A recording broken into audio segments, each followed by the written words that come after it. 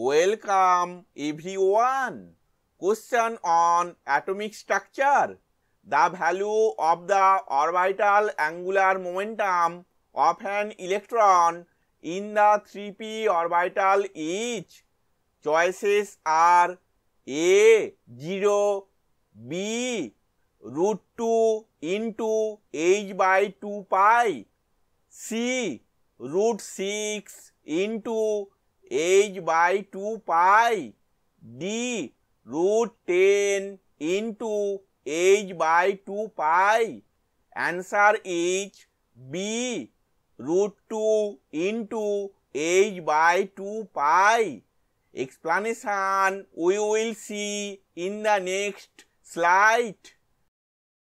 We know that orbital angular momentum is equal to root L into L plus 1 into h by 2 pi, where L indicates azimuthal quantum number and h indicates Planck constant.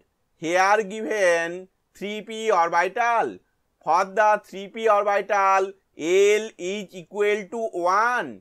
Therefore, orbital angular momentum is equal to root 1 into 1 plus 1 into h by 2 pi is equal to root 2 into h by 2 pi. Thank you for watching this video.